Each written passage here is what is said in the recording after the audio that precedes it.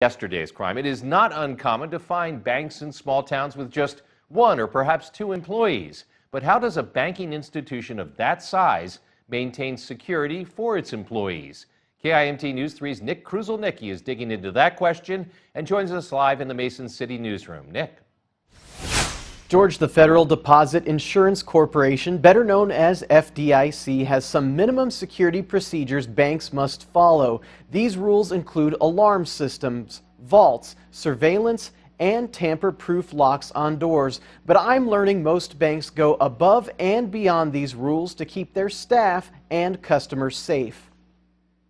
Having a local branch is so important to a lot of people. Matt Bradley with First Security Bank says the bank is committed to providing staffers with training for dangerous incidents in even its smallest branches. We have a training program that everybody goes through to teach them how to respond in case the worst happens.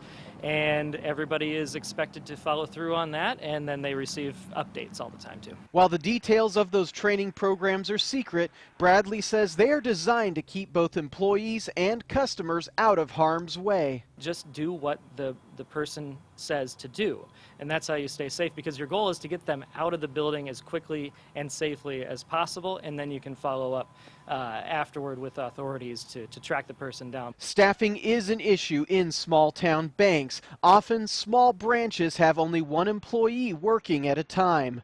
Bradley says the First Security branch in Rudd employs unique safety practices. So the way that we've found is a good way to make service with safety is to actually keep the doors locked but allow people to be buzzed in individually. So that way the person who's working there gets a good look at who's coming in. 99% of the time they know exactly who that person is. Winna James from Charles City says she feels safe at her bank knowing the staff is well trained. Absolutely. Their level of customer service is tremendous. From the moment you walk in, you know that you're safe along with your money. They have very professional staff and they're very knowledgeable. Federal law also requires banks have a security official whose job is to draft and implement a security program. Live in the Mason City newsroom, Nick Kruszelnicki, KIMT News 3. Thank you, Nick. Sadly, small-town bank branches are rapidly becoming a thing of the past. Just 3 years ago, First Security closed branches in Meservey and Swaledale, in part because of the growing expense of securing such locations. Breaking tonight, we now know all